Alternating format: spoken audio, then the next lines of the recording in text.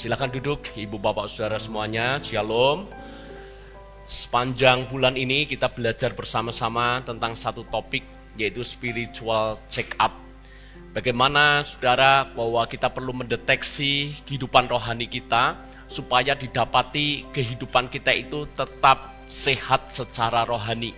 Minggu kemarin saya sudah sampaikan kepada ibu bapak saudara semuanya ada 3 alasan kenapa kita perlu melakukan yang namanya spiritual check up atau mendeteksi kesehatan rohani. Karena alasan yang pertama supaya kita bisa deteksi secara dini, supaya jangan sampai nanti penyakit rohani yang signifikan itu tiba-tiba muncul saudara. Alasan yang kedua supaya tidak menyebar kemana-mana. Sebagaimana penyakit itu kalau dibiarkan itu bisa menyebar. Maka kalau kita punya problem hati tidak beres, kita perlu segera mendeteksi. Kalau kita tidak deteksi, khawatirnya adalah dari problem hati yang satu menyebar ke problem hati yang lainnya. Dan kemudian alasan yang ketiga kenapa kita perlu melakukan deteksi rohani, yaitu supaya kita selalu memiliki stamina rohani yang sehat. Karena perjalanan hidup kita itu panjang. Dan yang dinilai Tuhan itu selalu akhirnya. Itu sebabnya pastikan kita harus mengakhiri pertandingan dengan baik. Kita mencapai garis akhir dan kita berkemenangan di dalam Dia. Hari ini Ibu Bapak Saudara kita akan lanjutkan dengan topik yang sama. Tetapi saya akan bahas hari ini tentang gejala-gejala kerohanian yang tidak sehat. Ini menjadi hal yang penting. Karena yang saya percaya bahwa tidak ada yang namanya tiba-tiba penyakit itu muncul begitu saja tanpa disertai dengan yang namanya gejala. Saya ulangi lagi, tidak ada penyakit yang terjadi dengan tiba-tiba sebelumnya, sebab tubuh kita pasti memberikan sinyal-sinyal tertentu yang kita sebut dengan gejala. Minggu ini saya secara kesehatan kurang baik, saya seminggu ini banyak tepar saudara, karena jadwal pelayanan cukup padat juga. Saya mempersiapkan, saya khotbah di beberapa tempat. Lalu kemudian cuaca juga sedang tidak bersahabat dengan baik. Saya merasa mulai menelan itu rasanya kok sakit. Kalau sudah menelan sakit, apalagi ada jadwal khotbah. Khotbah di satu camp yang mana 2 kali saya harus khotbah di sana. Saya pulang dari khotbah tambah parah saudara, ya, flu, pilek, batuk dan seterusnya. Ya, puji Tuhan hari ini oleh anugerah Tuhan saya tetap bisa menyampaikan firman Tuhan kepada ibu bapak saudara semuanya. Tetapi apakah itu terjadi dengan tiba-tiba? Saya berkata diawali dengan yang namanya gejala. Kalau saya sudah tahu saya telan dan tenggorokan saya rasanya tidak nyaman, itu sebetulnya tubuh sedang memberikan sinyal bahwa Anda sedang tidak dalam keadaan baik-baik saja. Itu sebabnya saya harus segera aware kalau sudah muncul yang namanya gejala. Begitu saya tahu nelan mulai tidak nyaman, saya langsung hindari semua yang berbau dingin, berbau es. Saya tidak mengkonsumsi makanan yang macam-macam, gorengan ini, gorengan itu, untuk sementara saya abaikan saudara. Supaya apa? Supaya dengan segala gejala itu saya bisa mengerti. Ini mesti harus diresponi dengan benar, diresponi dengan tepat. Supaya apa? Supaya jangan sampai gejala ini berkembang, akhirnya menjadi radang, radangnya menjadi akut, lalu kemudian sampai pada satu titik nelan saja tidak bisa, ngomong apa lagi. Nah, saudara, gejala itu sebetulnya adalah hal yang baik.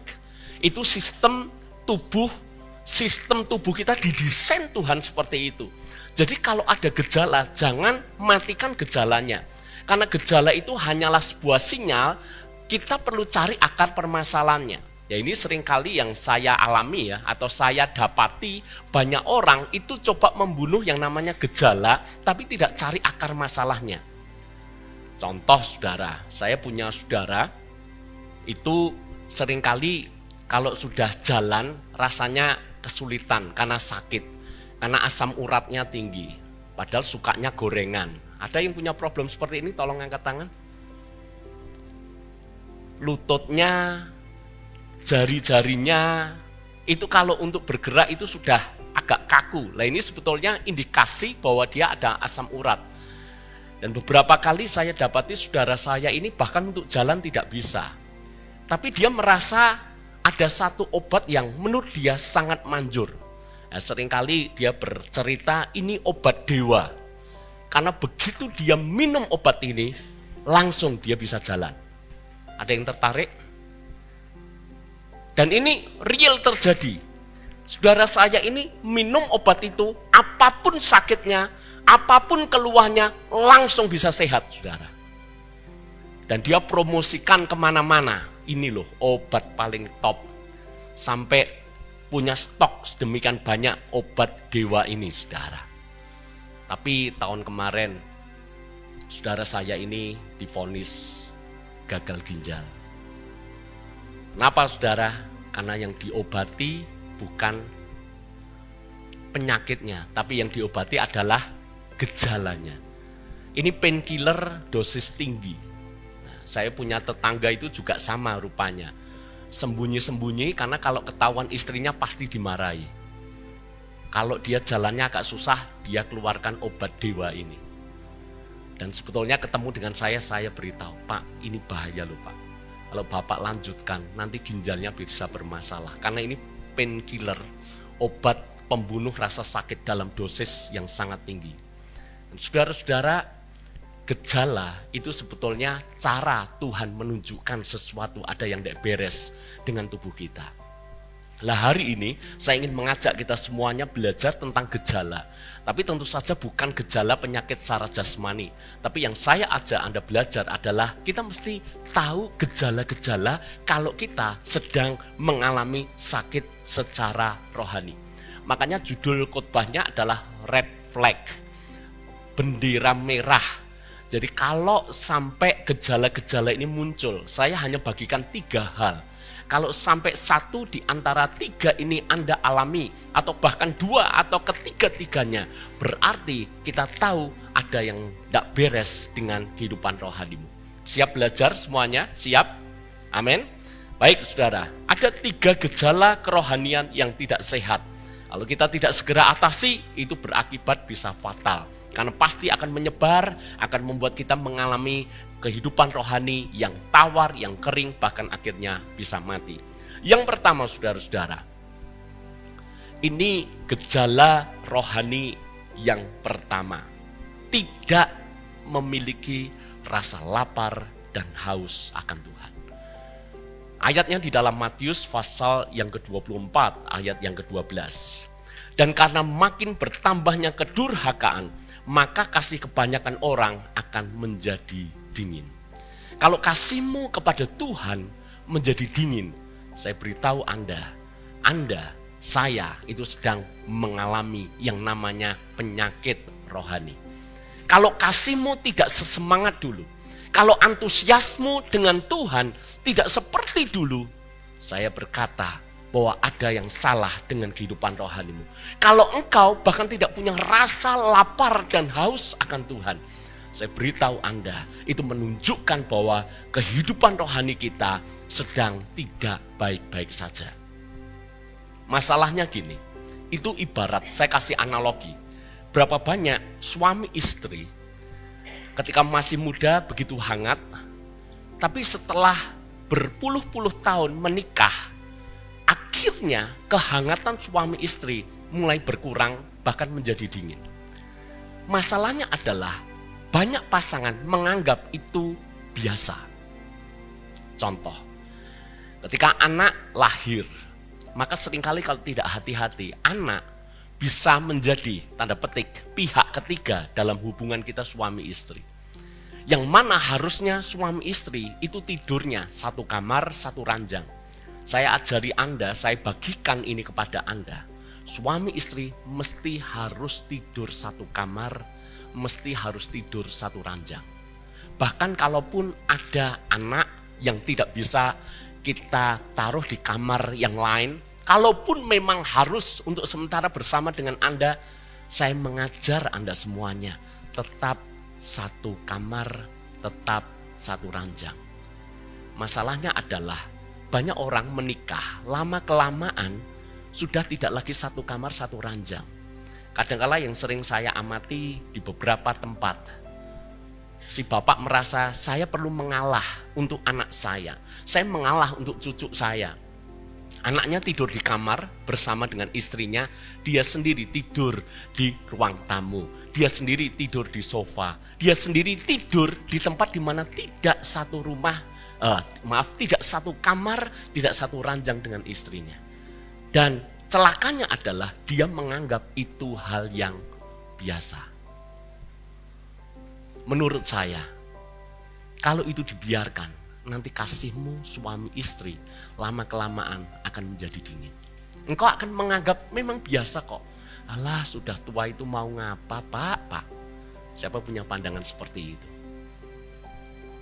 Kami sepakat sampai kapanpun, dari kami menikah sampai sekarang, kami tidak pernah tidur, apalagi beda rumah, beda kamar, beda ruang.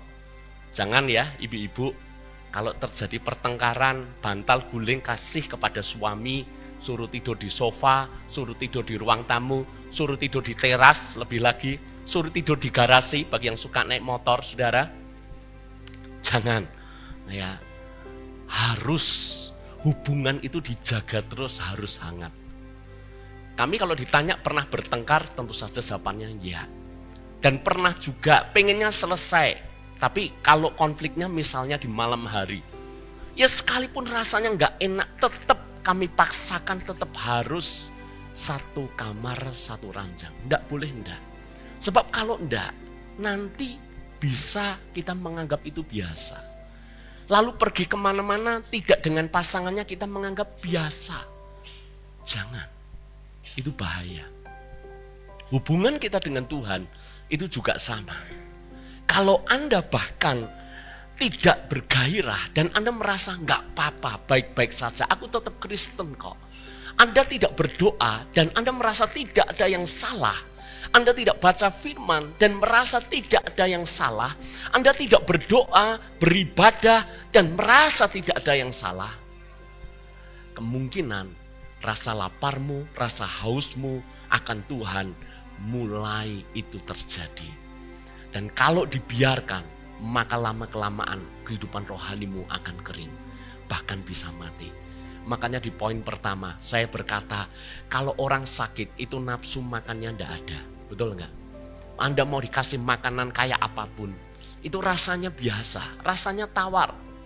Ya kalau kita sakit, saya itu kemarin itu berusaha, wah ini enaknya soto yang panas gitu, supaya enak gitu. Tapi ya rasanya begitu-begitu saja, saudara. Kenapa? Sedang sakit, nafsunya itu tidak ada. Nah maka saya berkata kepada saudara, hari ini kalau Anda dapati tidak lagi bergairah seperti dulu, ayo kembali kepada Tuhan. Jangan kita lakukan kegiatan rohani padahal kita tahu bahwa sebetulnya kita sudah kehilangan kasih yang mula-mula. Lalu bagaimana caranya? Ini yang penting saya bagikan kepada Anda. Kalau Anda mau sehat secara rohani, sebab saya berkata ada waktunya, ada waktunya. Saya saja ngalami kok, rasanya kok berdoa malas. Siapa pernah ngalami seperti itu? Tolong angkat tanganmu. Tolong bantu supaya gembalamu tidak merasa berdosa sendirian. Siapa yang merasa doa malas, baca Alkitab malas, ibadah malas? Bagaimana caranya? Jangan biarkan keadaan itu berlangsung terus. Makanya paksa dirimu untuk tetap beribadah. Paksa dirimu untuk tetap berdoa. Paksa dirimu untuk tetap baca firman. Kalau Anda malas, baru tidak mood, buat apa saya ibadah? Toh nanti saya juga tidak dapat apa-apa. Saya mengatakan kepada Anda, begitu Anda putuskan, buat apa saya beribadah? Toh saya nanti tidak dapat apa-apa. Anda yang pasti tidak akan dapat apa-apa. Tapi kalau Anda paksakan diri tetap beribadah, sekalipun rasanya hatimu kering, kita tidak pernah tahu, ada kemungkinan di dalam hadiratnya engkau dijamah, engkau dilawat oleh Tuhan. Dan engkau connect kembali dengan Tuhan. Engkau disegarkan kembali dengan Tuhan. Lebih baik kita mencoba kemungkinan kita dipulihkan dan disegarkan kembali. Amin saudara. Jadi jika Anda tidak lagi berdoa, jika Anda tidak lagi baca firman, tidak lagi beribadah, tidak lagi antusias soal Tuhan, dan Anda merasa baik-baik saja, waspada bahwa Anda sedang mengalami yang namanya sakit secara rohani. Yang kedua, ciri atau gejala orang yang sedang sakit secara rohani, kita hidup di luar standar firman. Kalau Anda melakukan medical check up, maka hasilnya akan keluar. Dan hasilnya itu ada yang namanya nilai rujukan. Nilai rujukan itu adalah range. Ini angka yang disarankan. Misalnya gula dalam darah, maka angka idealnya yang disarankan sekian. Apalagi asam urat, trigliserid, kreatin, angka yang disarankan sekian. Maka begitu Anda di luar range itu, hati-hati, itu gejala Anda sedang sakit. Maka hal yang kedua, Ibu Bapak Saudara semuanya, ketika kita hidup di luar standar firman Tuhan, sadari bahwa kita sedang sakit secara rohani. 1 Yohanes 2 ayat yang ke-6. Barang siapa mengatakan bahwa ia ada di dalam Dia, ia wajib hidup sama seperti Kristus telah hidup. Jika kita berada di luar prinsip firman Tuhan, maka ada yang salah dengan kerohanian kita. Sebab kita berada di luar range jalannya Tuhan, prinsip-prinsipnya firman Tuhan. Ibu Bapak Saudara semuanya, kalau Anda kompromi dengan dosa dan mulai tidak ada yang gelisah di dalam hatimu, saya beritahu, bukan Tuhan menyetujui apa yang kau lakukan. Jangan konyol dengan berkata, aku buat dosa ini dan ternyata kok aku sejahtera saja ya. Pernah punya pengalaman seperti itu? Kalau sampai Anda merasa tetap sejahtera padahal Anda tahu itu dosa, itu bukan karena Tuhan menyetujui apa yang Anda lakukan.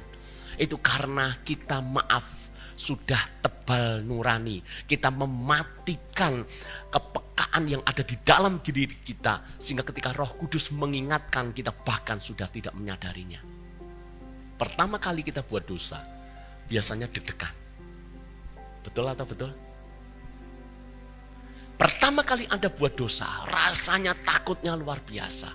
Dan begitu Anda selesai melakukan dosa, rasa bersalahnya luar biasa. Tapi coba, Anda matikan itu. Anda tetap melakukan. Yang terjadi apa? Lama-kelamaan, Anda akan biasa. Anda akan biasa berbuat dosa. Bahkan kalau sudah jadi kebiasaan, sinyal-sinyal itu, gejala-gejala itu bahkan sudah tidak muncul lagi. Kalau gejalanya tidak muncul bukan berarti Anda baik-baik saja. Kalau gejalanya sudah tidak muncul, berarti itu menunjukkan begitu parahnya keadaan kita. Kalau Anda kebiasaan nyalakan alarm, tapi sambil Anda begitu nyala alarm itu, Anda langsung matikan dan Anda tidur lagi. Besoknya begitu nyala Anda tidur lagi. Maka lama-kelamaan alarm itu bahkan akan meninabobokan Anda. Betul enggak? Saya pernah pagi-pagi, saya terbangun karena alarm anak saya. Padahal kamar kami itu cukup jauh. Saking saya itu, kenapa ini, bunyi apa gitu. Anak saya yang suara alarmnya sedemikian keras di dekat telinganya bahkan sampai enggak bangun. Kenapa demikian? Karena dia sering begitu alarm nyala, dia matikan bahkan tanpa dia sadar dia telah mematikan. Begitu seringnya, akhirnya mati. Tidak peka lagi telinganya terhadap alarm itu. Roh Kudus itu seperti alarm di dalam jiwamu. Begitu engkau merasa ada yang tidak beres, saya berkata kepada saudara, segera Anda bertobat. Amin. Jangan biarkan terus. Kalau Anda membiarkan terus, maka lama-kelamaan kehidupan rohanimu bisa menebal. Kita memang bisa jatuh dalam dosa, tapi jangan Anda bertekun di dalamnya. Saya bisa jatuh dalam dosa, tapi saya tidak boleh bertekun di dalam dosa itu. Dosa apapun. Semuanya sama. Kita bisa jatuh. Kita bukan Superman. Tokoh di dalam Alkitab. Bahkan orang-orang hebat. Bahkan orang seperti Daud sekalipun. Orang yang dikenal sedemikian dekat dengan Tuhan. Yang dikenal sebagai seorang penyembah di hadapan Tuhan. Itu bisa jatuh dalam dosa. tapi belajar dari Daud. Kenapa hidupnya dikenan oleh Tuhan? Dia bisa jatuh dalam dosa, tapi dia tidak akan bertekun di dalamnya. Hebatnya Daud, saya beritahu kepada Anda. Kenapa sampai Tuhan berkata, aku mendapati orang ini berkenan di hatiku. Anda ingat, ketika Daud menghitung jumlah rakyatnya, itu dosa enggak di hadapan Tuhan? Anda tahu jawabannya, itu dosa di hadapan Tuhan. Karena kalau tidak dosa, hukumannya saja mengerikan. Berarti itu benar-benar dosa. Tapi yang saya mau cerita kepada Anda seperti ini. Bagaimana Daud sadar bahwa itu dosa. Kalau Anda baca di dalam Alkitab, ketika dia selesai menghitung, tiba-tiba berdebar-debar di dalam hatinya. Begitu berdebar-debar di dalam hatinya, dia langsung minta ampun kepada Tuhan. Sebab dia telah berbuat dosa. Ini orang benar-benar ngerti hatinya Tuhan. Beberapa orang untuk dia bertobat itu mesti harus ada firman yang menohok dia. Beberapa orang bertobat setelah pendeta hamba Tuhan berkata kepada dia, kamu mesti bertobat. Beberapa orang bertobat kalau sudah mengalami keadaan yang memaksanya sedemikian luar biasa, sampai dia tidak punya pilihan, baru akhirnya bertobat. Tapi Daud, hatinya berdebar-debar. Dia sudah tahu ini tidak beres, ini gejala yang tidak beres. Dan dia memutuskan untuk bertobat.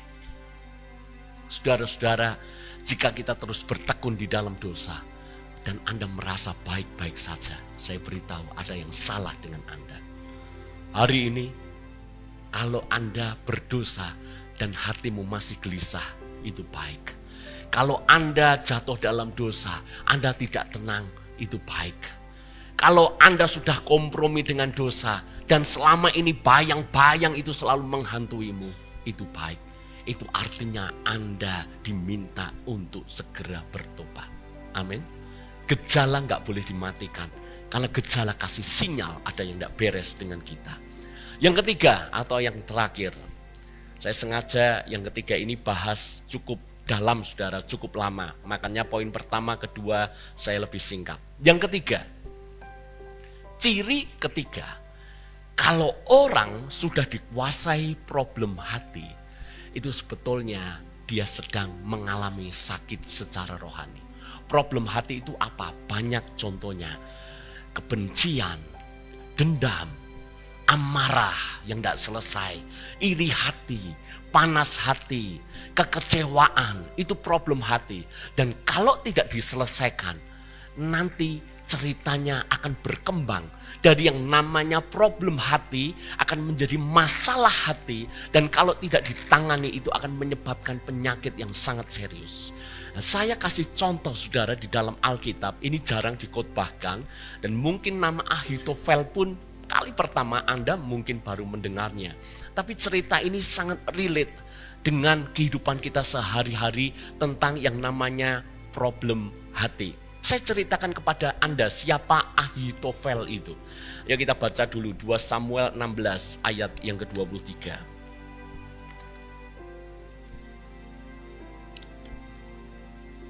Pada waktu itu, nasihat yang diberikan Ahitofel adalah sama dengan petunjuk yang dimintakan daripada Allah. Demikianlah dinilai setiap nasihat Ahitofel, baik oleh Daud maupun oleh Absalom. Jadi Ahitofel itu adalah penasehat raja. Penasehat Raja Daud. Daud ini bukan orang sembarangan. Dia orang yang dekat dengan Tuhan. Dia orang yang bijak. Dia orang yang memerintah dengan baik. Makanya saudara, dia pasti akan memilih penasehat yang baik. Penasehat yang bijak. Siapa yang dipilih? Ahitofel. Alkitab sendiri mengatakan, pada waktu itu nasihat yang diberikan Ahitofel itu sama dengan petunjuk yang dimintakan daripada Allah. Jadi maksudnya kayak gini, apapun yang dinasihatkan Ahitofel itu memang selalu selaras dengan hikmat yang Tuhan beri. Berarti kalau dia minta petunjuk kepada Tuhan, itu sama petunjuk yang diberikan oleh Ahitofel. Anda bayangkan sekarang, ini berarti orang hebat, orang cerdas, orang bijak, orang punya posisi, orang bahkan punya posisi yang strategis. Dia bisa mempengaruhi raja dan raja membuat kebijakan mempengaruhi seluruh rakyat. Orang yang luar biasa. Tapi kenapa nama Ahitofel itu jarang terdengar? Bahkan hampir tidak ada, saya yakin tidak ada pendeta yang ketika baptis memberikan jemaatnya nama Ahitofel. Tidak ada, saudara. Kenapa? Ternyata Ahitofel ini berubah, membelot. Dari awalnya dia menjadi penasehatnya Daud, akhirnya membelot menjadi penasehatnya Absalom. Padahal Absalom itu mengkudeta kerajaannya Daud. Mestinya saudara, di masa sulit, dia harusnya setia kepada Daud.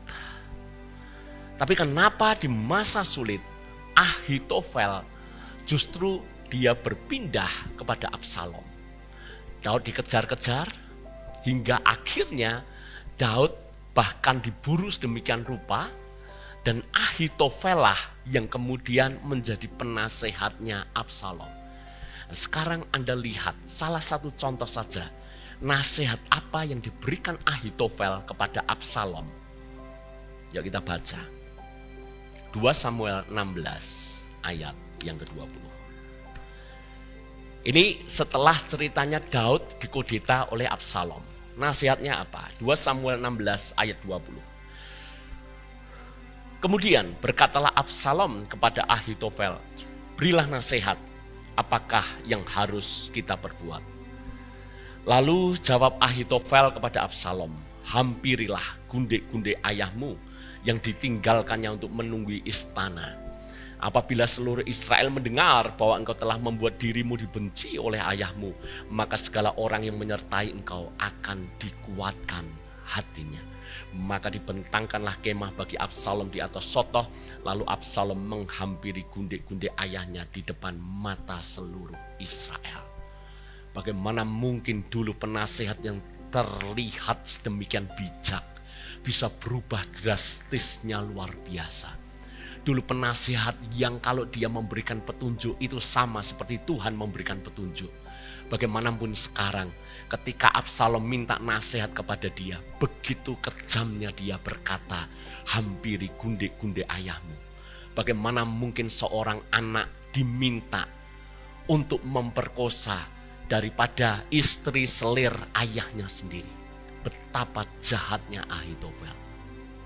Absalom melakukannya. Maka saudara, Anda lihat dari penasehat yang punya posisi strategis, dia gunakan itu untuk membuat Absalom berdosa, untuk membuat Daud terluka, untuk membuat seluruh Israel melihat ini keluarga raja sudah tidak waras lagi. Bagaimana itu bisa terjadi? Karena seorang Ahitofel. Sekarang pertanyaan besarnya, kok bisa Ahitofel membelot dan dia kasih nasihat yang kejam? Karena ada problem hati yang tidak selesai. Saya beri latar belakangnya, siapa Ahitofel? Ahitofel itu sebetulnya adalah kakek daripada Batsyeba. Ahitofel punya anak namanya Eliam. Eliam ini perwiranya Daud. Eliam punya anak namanya Batsyeba. Dan Ahitofel tahu bahwa Daud mengambil Batsyeba dengan cara yang licik, dengan cara yang kejam, dengan menyingkirkan Uria suaminya, ditaruh di medan perang sehingga Uria mati dan Daud mengambil Batsyeba. Ahitofel pahit hati. Saya tidak berkata bahwa seolah-olah ya wajar dong Pak, kalau cucunya direbut dengan cara seperti itu, suami cucunya dibunuh dengan cara itu, Ahitofel marah, Ahitofel kecewa dengan Daud. Saya berkata betul. Tapi saya harus berkata juga, tetap harusnya dia kuasai hatinya supaya dia tidak punya problem hati yang tidak beres. Itu awal kepahitan dia kepada Daud. Makanya saya ingatkan kepada saudara, dosa itu bisa menyebar kemana-mana. Daud mungkin tidak pernah menyadari bahwa dosa perjinan yang dia lakukan itu menyebar kepada anak cucunya.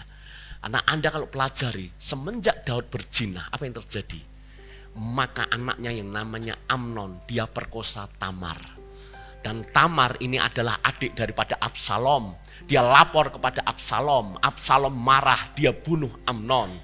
Dan setelah itu saudara, Absalom melarikan diri. Dan dia kembali pulang mengkudeta ayahnya. Ingat, dosa itu tidak pernah berhenti kepada orang yang melakukannya. Ngeri sekali dosa. Anda jangan sok gagah dengan berkata, aku biarlah yang tanggung. Aku yang tanggung semua dosaku.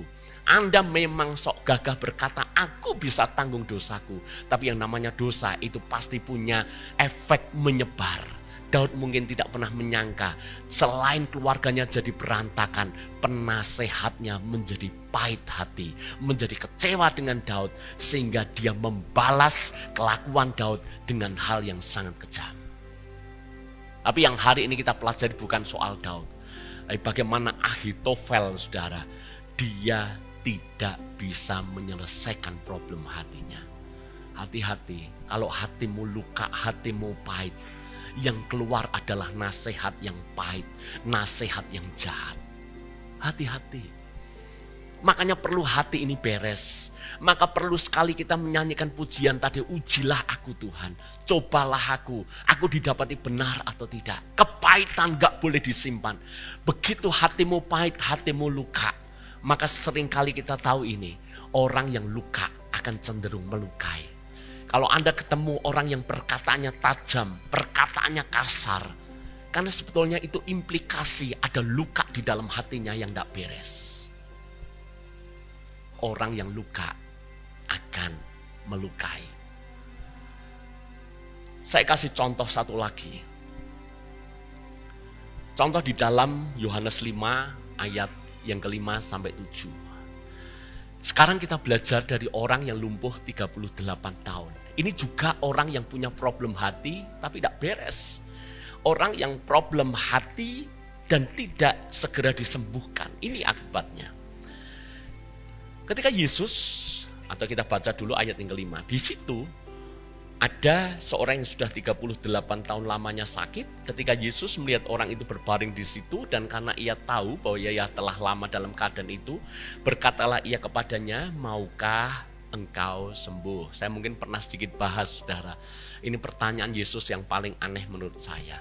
Jelas kalau orang lumpuh 38 tahun, kalau ditanya maukah engkau sembuh, itu kan maaf ya, pertanyaan aneh. Ya jelas orang lumpuh yang maunya sembuh. Tapi kenapa Yesus bertanya, maukah engkau sembuh? Apakah Yesus ngasal ketika tanya? Sebetulnya enggak. Karena Yesus sedang mencoba mengoperasi apa yang ada di hatinya. Dan ternyata betul. Mestinya kalau orang ditanya, maukah engkau sembuh? Jawabannya apa? Mau, selesai. Tapi orang lumpuh ini menjawab apa? Tidak menjawab mau atau tidak. Orang lumpuh ini justru berkata seperti ini. Jawab orang sakit itu kepadanya, Tuhan, tidak ada orang yang menurunkan aku ke dalam kolam itu apabila airnya mulai goncang, sementara aku menuju kolam itu orang lain sudah turun mendahului aku. Anda lihat, orang ini sebetulnya yang sakit tidak cuma fisiknya secara lumpuh, tapi orang ini sakit secara hati. Kenapa? Ketika ditanya Yesus, maukah engkau sembuh? Dia menjawab, Tuhan, tidak ada orang yang menurunkan aku. Dia salahkan orang lain. Orang lain turun mendahului aku. Aku sudah 38 tahun menunggu. Kenapa orang tidak kasih kesempatan aku untuk pertama kali masuk? Semuanya egois mengambil kesempatan itu. Sehingga aku dibiarkan terus sakit dalam kondisi seperti ini. Anda tahu, Yesus sebetulnya sedang mengulik isi hatinya. Karena problem utama daripada si lumpuh ini, sakit secara hati. Pertanyaan yang sama Yesus ajukan kepada kita pagi hari ini. Maukah engkau sembuh? Karena seringkali kita luka dan tidak sembuh. Kalau kita luka dan tidak sembuh, maka tidak heran orang-orang yang berdekatan dengan kita juga terluka. Kalau mereka terluka dan tidak sembuh juga, maka mereka juga akan melukai yang lain dan yang lain. Maka luka hati ini akan menjadi seperti virus yang menyebar dan akan terus menimbulkan luka hati satu dengan yang lain. Kalau orang ada di lingkungan kita, serasa semuanya bermasalah dengan kita, kemungkinan besar kitalah masalahnya. Ya, klik. Coba saudara-saudara, menghadapi orang sulit ini sebuah kalimat bijak. Menghadapi orang sulit itu selalu merupakan masalah. Terutama jika orang sulit itu adalah diri kita sendiri. Jika kita merasa bahwa semua orang memiliki masalah dengan kita, tidaklah kita curiga bahwa diri kita inilah masalahnya. Kalau Anda merasa kok saya tidak cocok ya dengan ini, tidak cocok dengan itu, tidak cocok dengan semua orang, tidak cocok, kemungkinan besar kita ini masalahnya. Ada problem hati yang perlu dibereskan, saudara. Ya, ini salah satu joke, saudara. Ya, dan saya ingat joke lama ini, siapa tahu cerita ini mungkin bisa menjadi reminder buat kita bahwa namanya hati mesti beres. Jangan-jangan masalahnya ada di kita. Ya, tolong klik.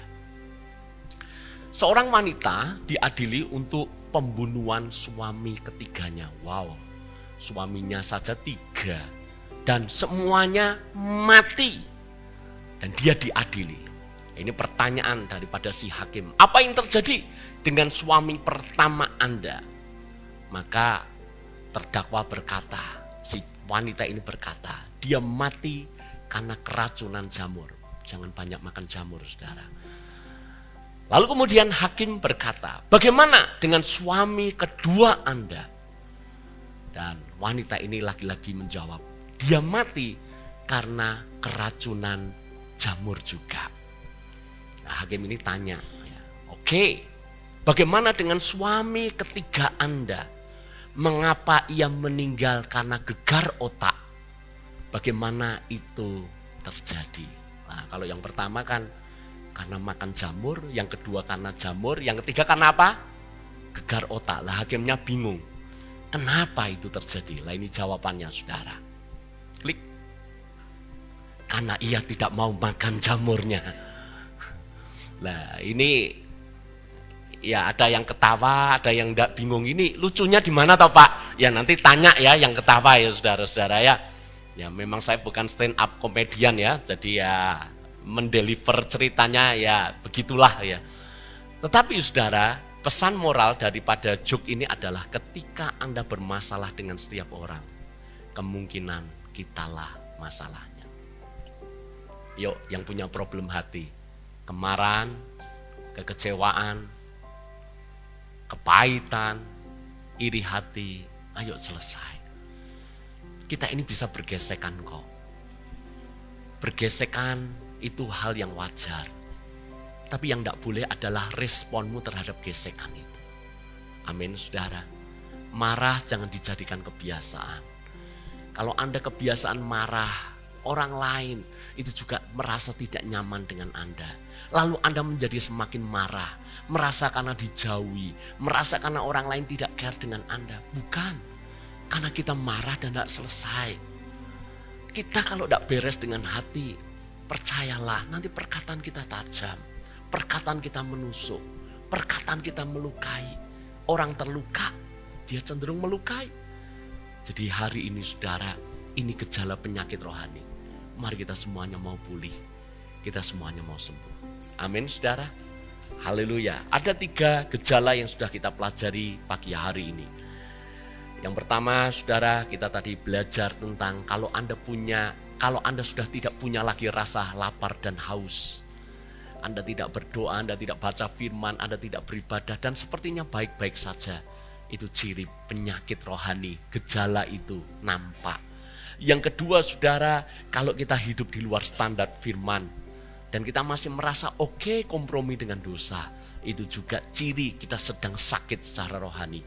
Dan yang ketiga, kalau ada problem hati belum beres, itu juga ciri ada sakit rohani. Doa saya kita semuanya terbebas dari gejala-gejala penyakit rohani ini. Siapa di antara Anda 1 di antara 3, 2 di antara 3, atau ketiga-tiganya ada yang punya problem ini? Kalau ada hari ini, izinkan Tuhan memulihkan keadaan kita. Amin. Mari kita bangkit berdiri bersama-sama.